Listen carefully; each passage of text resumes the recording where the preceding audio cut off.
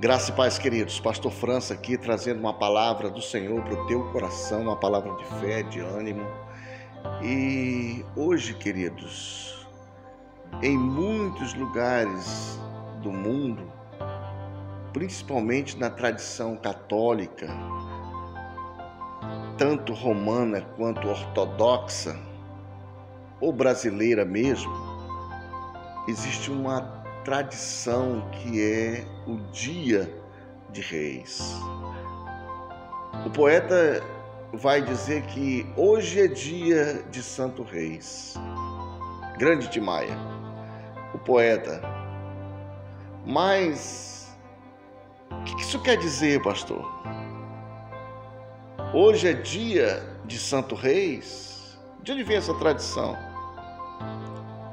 A Bíblia diz que, tendo Jesus nascido em Belém da Judéia, nos dias de Herodes, eis que vieram alguns magos do Oriente e diziam: onde está aquele que é nascido Rei dos Judeus?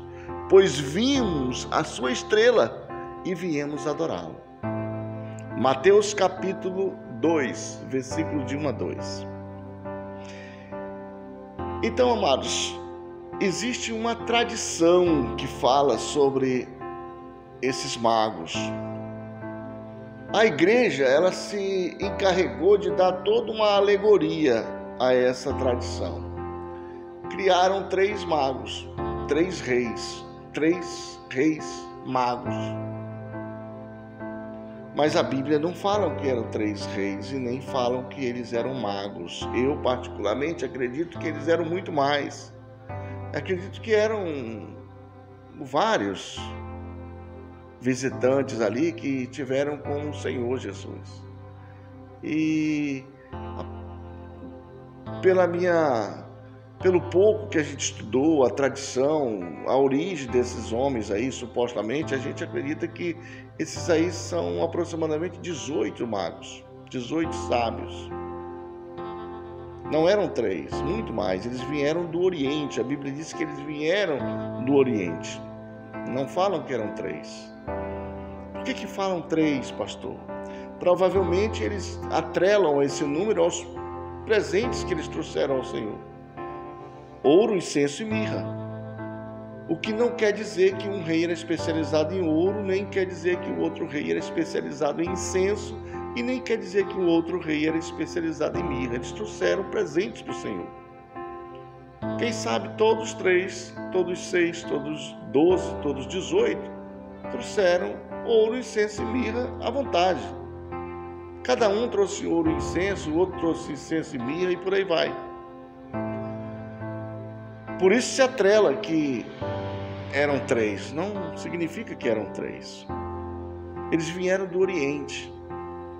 Outra questão muito importante: não eram da casa, não eram parentes do Senhor, da mesma nacionalidade, não eram descendentes, não, eles eram do Oriente. E que Oriente é esse? A igreja romana, ortodoxa, vai dizer que eles eram de alguns lugares, como a Índia, outros lugares, como a própria China, e quem sabe alguma região ali no Irã, da Pérsia, não se sabe.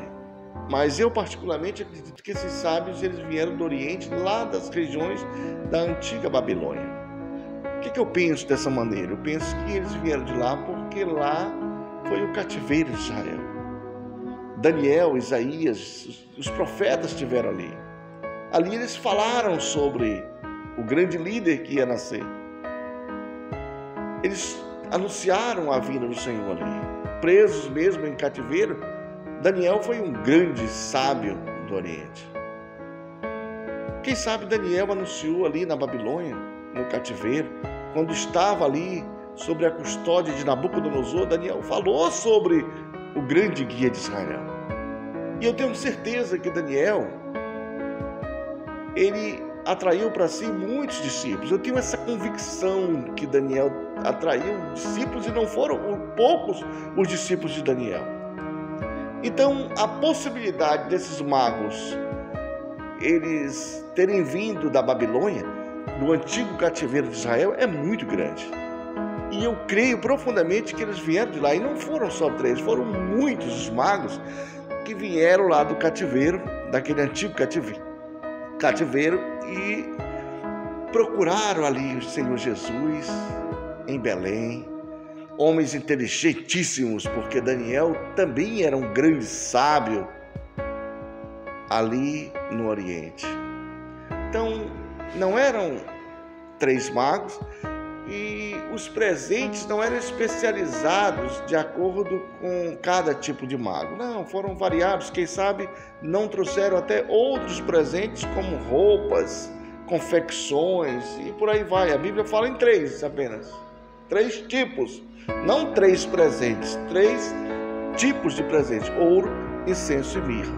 Que a igreja também vai se encarregar de dar um simbolismo para cada um desses 3 presentes. Eu aqui não vou me atrever a fazer isso, não. Até para não entrar na questão da tradição. A única coisa que eu posso dizer é que era comum, quando um rei ele iniciava o seu reinado, outro rei ou outros reis ali estarem com ele, como é o caso de Salomão. Quando ele começou o seu reinado em Jerusalém, a rainha de Sabá foi ali prestar ali suas homenagens. Aí levou muito ouro para ouvir e beber da sabedoria de Salomão. Hoje, nos dias de hoje, um presidente da República, quando ele assume a cadeira, assume a presidência, é comum que outros presidentes façam ali um telefonema para ele. Então, naquela época também era assim. Jesus, quando esses magos, esses sábios encontraram, ele não era o bebezinho como está no presépio. A gente se acultura. Muitas vezes você fica vendo aquele presépio, de tanto você vê o presépio, Jesus na manjedoura, os reis magos por ali, a mãe e o pai de Jesus, você passa também a crer que aquela cena aconteceu. Não. Quando os magos, os sábios, eles chegaram ali com o Senhor, Jesus já tinha pelo menos uns 2 anos de idade. Porque quando José ele é despertado pelo anjo, o anjo diz: olha, volta para Israel, porque aqueles que queriam matar o menino já morreram. Herodes, o grande, o perseguidor que mandou matar muitas crianças, já havia morrido. E em seu lugar, ele deixou 4 Herodes. Morreu um e ficou 4. Ficaram 4. Ali era uma quadrilha de Herodes, uma quadrilha organizada. Tinha ali o Arquelau, né? Tinha o Antipas, o Aristóbulos e tinha o Agripa. Então eram 4 Herodes. E teve outros pequenos Herodes também. Teve 2 que foram muito famosos, os 2 Herodes, Felipe, filho de Herodes o Grande, né? Do qual um se emancebou ali com a irmã de outro e deu naquela confusão.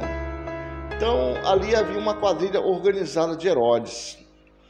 A gente, quando vai falar sobre Herodes, acontece uma confusão terrível. O cara diz: mas Jesus nasceu na época do Herodes, como é que Herodes já estava lá na época de Paulo, morreu, não morreu?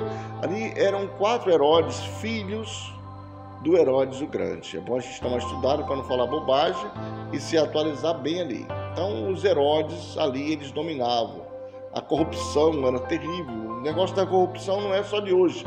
Ela vem de muito tempo.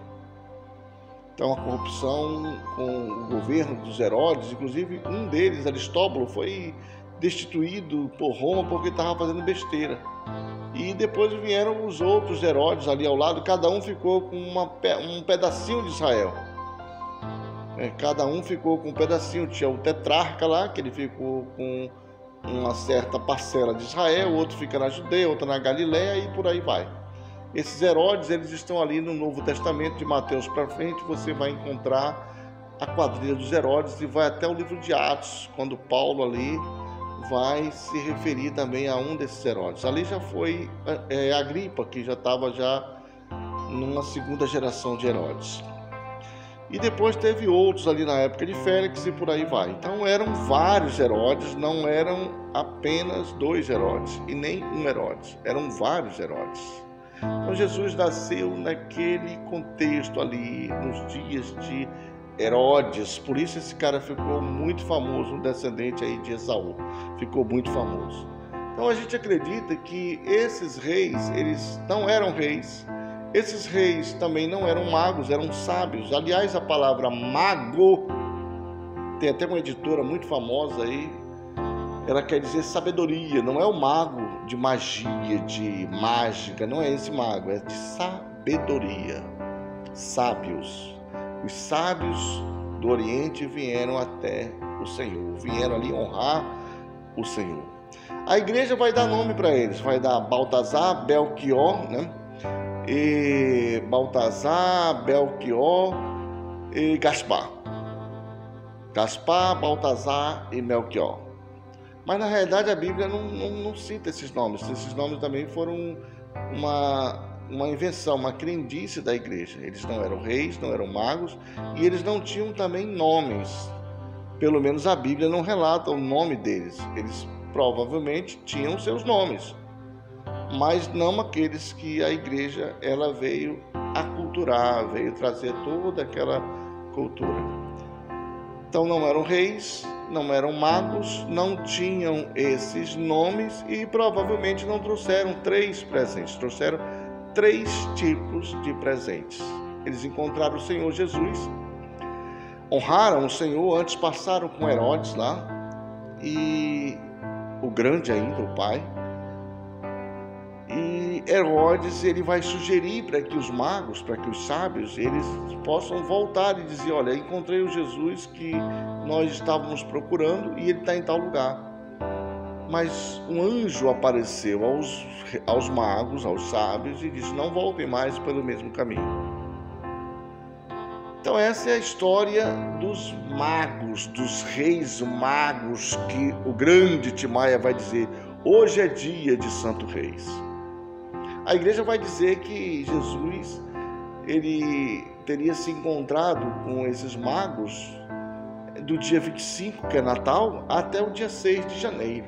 Mas isso é apenas uma crendice. Jesus já estava bem grandinho, já estava bem formado quando esses magos encontraram Jesus na sua casa já. E qual é a lição que nós trazemos para nós sobre esses magos? A lição que nós trazemos para nós sobre esses magos, o que esses magos deixam de lição para nossas vidas nos dias de hoje é o seguinte: eles não voltaram pelo mesmo lugar, tomaram um novo caminho. Quando você tem um encontro verdadeiro com Jesus, queridos, você não volta mais pelo mesmo caminho. Você não é mais o mesmo, você muda. Você mudou, você colidiu com uma rocha chamada Cristo e ela mudou a rota da tua vida. Tu não é mais o mesmo.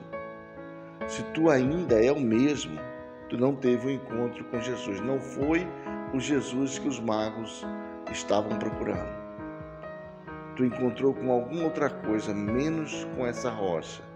Porque quando tu tem um encontro com essa rocha, tu não volta mais pelo mesmo caminho. Tua vida ali, ela tem um novo direcionamento. A segunda lição que esses magos eles deixam para nós, vieram do Oriente. A Bíblia diz que vieram do Oriente alguns sábios, não foi burro.